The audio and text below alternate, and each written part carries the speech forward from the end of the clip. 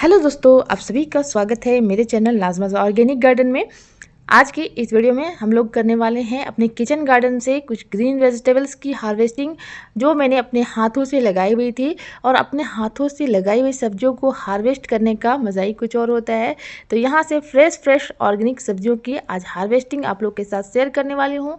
और देखिए, गाजर हमने लगाए हुए थे क्यारियों में, तो यहाँ पे बीट रूट और गाजरों की भी हार्वेस्टिंग होने लगी, जो कि मैंने सर्दियों में इनकी बुआई की हुई थी। लगभग 2 महीने हो चुके हैं और अब इनसे इस तरह की हार्वेस्टिंग मिल रही है। थोड़े साइज़ और बड़े हो जाते अगर हम इनको कुछ दिनों के लिए छोड़ देते, तो 1-2 हम लोग बीट रूट ले लेते हैं और कुछ गाजरों को यहाँ से हार्वेस्ट कर लेते हैं। देखिए, अगर आप चाहते हैं कि गाजर अच्छे साइज़ में आपको मिले, थोड़ा सा आपको वेट करना चाहिए और इसके ऊपर मिट्टी चढ़ाते रहना चाहिए। इनको अगर आप क्यारियों में लगाते हैं तो फिर आपको अच्छे साइज़ के गाजर मिलेंगे, नहीं तो आपको छोटे छोटे गाजर ही मिलेंगे। तो ये देखिए, ये जो गाजर की क्वालिटी है, मैंने ऑनलाइन ही सीड परचेज किए हुए थे ऑर्गेनिक बाज़ार से, तो काफ़ी अच्छे मिले हैं, मीठे और फ्रेश। घर की उगाई हुई सब्जियां तो अच्छी लगती ही है। और इसमें मैं सिर्फ गोबर की खाद ही डाली थी और कुछ भी मैंने नहीं डाला था। जो आप लोगों के साथ मैं शेयर कर रही हूँ, वो जो मैं यूज़ करती हूँ घरेलू खाद, वही सब मैं आप लोगों के साथ शेयर करती हूँ। और हमारी मिट्टी काफ़ी उपजाऊ है। यहाँ पर आप देखिए, पोरस मिट्टी हमारी होती है।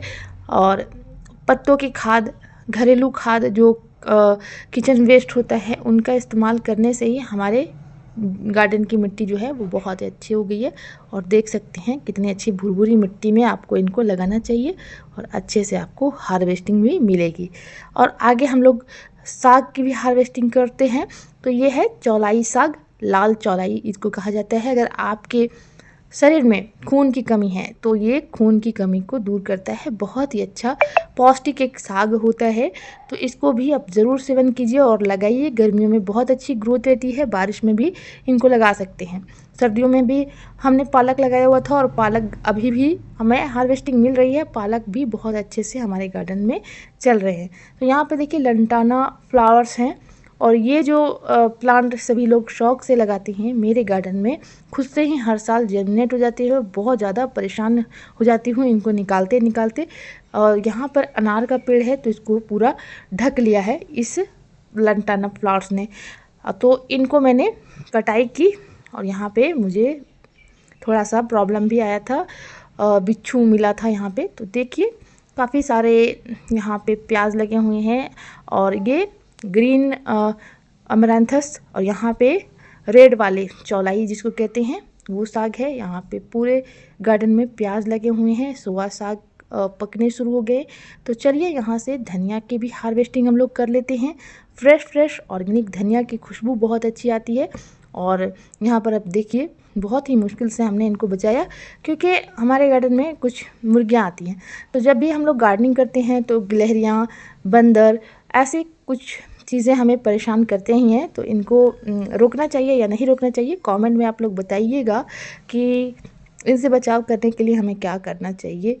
क्योंकि मुझे लगता है कि कुछ थोड़ी मात्रा में तो खाने देना चाहिए, लेकिन बहुत ज़्यादा परेशान हो जाती हूँ इन चीज़ों से। जो मुर्गियाँ और कीट पतंगे परेशान करती हैं कुछ चीज़ें, तो नेचुरल चीज़ें हैं, तो उनको छोड़ देना चाहिए। तो देखिए, यहाँ से पालक भी काफ़ी सारे हमें हार्वेस्टिंग के लिए मिल रहे हैं, काफ़ी अच्छे। तो अगर इनके पत्तों को आप ऊपर से तोड़ते जाओ तो आपको अच्छी हार्वेस्टिंग मिलती है। और इसको बचाने के लिए, मुर्गियों से बचाने के लिए, ऊपर से मैंने जो सरसों का साग मैंने निकाला हुआ था, सरसों के बीज निकाले हुए थे, तो उनके जितने भी डंठल निकले थे उसके ऊपर से मैंने रख दिया था, ताकि मुर्गियाँ से बचाव हो।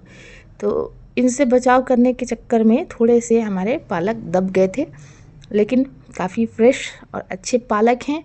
और पालक आयरन की कमी को दूर करता है और बहुत ही पौष्टिक सब्जी होती है। तो इसको भी आप अपने गार्डन में गर्मियों में लगा सकते हैं। मेथी, पालक, ये सब अभी भी हमें हार्वेस्टिंग मिल रही है। काफ़ी सारे हमें मेरे गार्डन से हार्वेस्टिंग मिल रही है।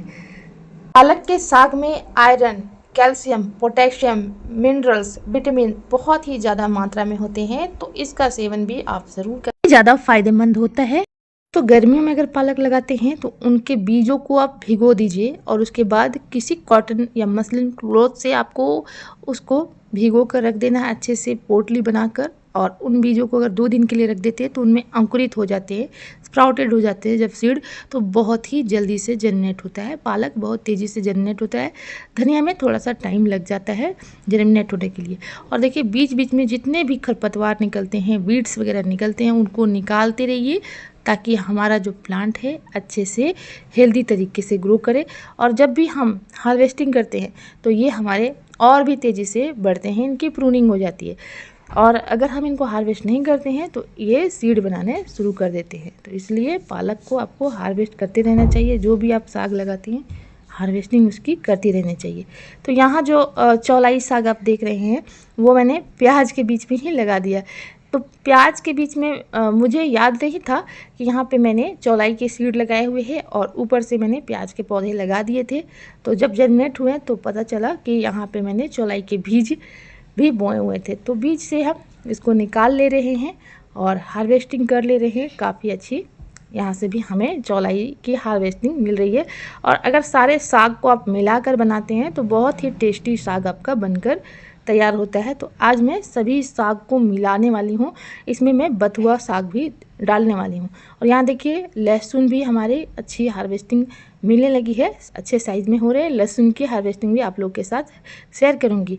और यहाँ पर सारे ऑर्गेनिक सब्जियाँ लगे हुए हैं, जो भी मैंने गर्मियों में लगाई जाने वाली बेल वाली सब्जियां हैं, बैगन, टमाटर, मिर्च, ये सब भी लगाए हुए हैं। और लौकी, तोरई, खीरा, ककड़ी और कद्दू सब कुछ मैंने यहाँ पे लगाया हुआ है। तो ये सब मेरे गार्डन में लगे हुए हैं, आप लोगों को नज़र आ रहा होगा। ये बरबट्टी के भी पौधे कुछ बीच में गिर गए थे तो उनकी वजह से यहाँ जर्मिनेट हुए हैं। और एक लौकी का पौधा भी प्याज के बीच में ही लगा दिया था।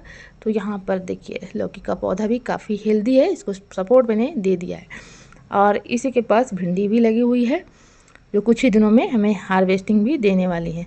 तो गर्मियों में जब भी हम लोग सब्जियां लगाते हैं तो थोड़ी सी इनमें इंसेक्ट अटैक ज़्यादा देखने को मिलता है। तो आप ऑर्गेनिक कीटनाशक बनाकर, घरेलू कीटनाशक नीम ऑयल वगैरह बनाकर और रेगुलर इस पर मिस्टिंग करते रहिए, स्प्रे करते रहिए ताकि आपके प्लांट हेल्दी रहे।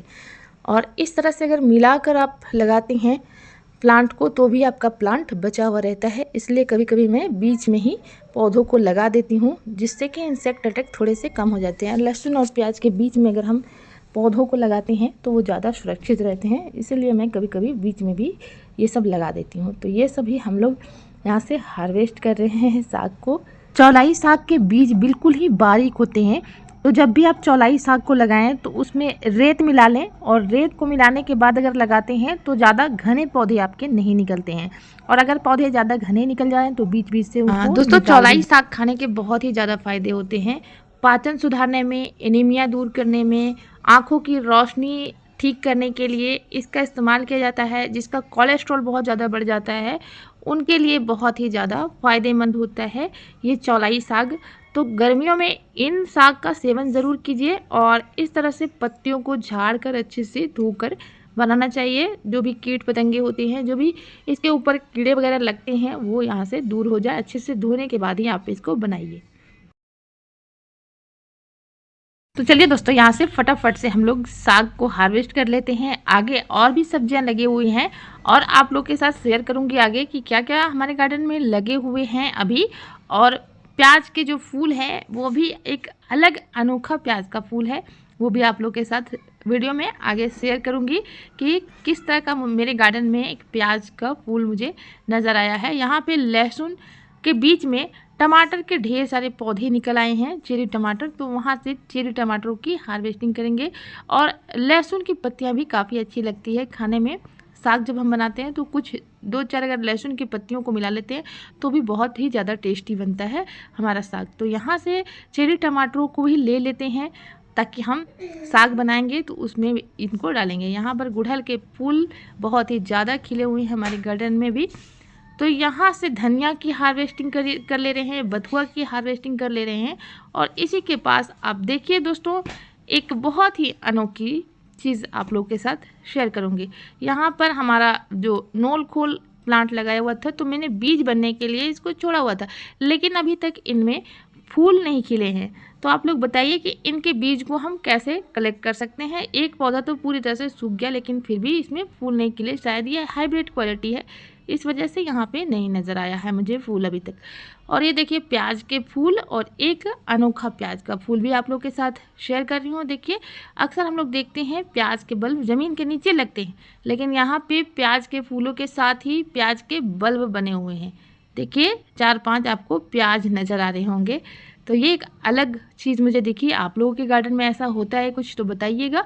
और सभी सब्जियों को अभी हम लोग यहाँ पे धो लेते हैं गार्डन वाले नल के पास ही, क्योंकि बहुत ज़्यादा मिट्टियाँ लगी हुई थी। अभी बारिश भी लगातार हो रही है हमारे यहाँ पे, तो हम लोग इसको अच्छे से भी वॉश कर लेंगे। पहले मिट्टी को साफ कर लेंगे। अच्छे से धोने के बाद बनाएंगे फ्रेश ऑर्गेनिक सब्जियाँ। तो वीडियो पसंद आई तो वीडियो को लाइक जरूर कीजिएगा, और वीडियो में अंत तक बने रहने के लिए आप सभी का दिल से शुक्रिया।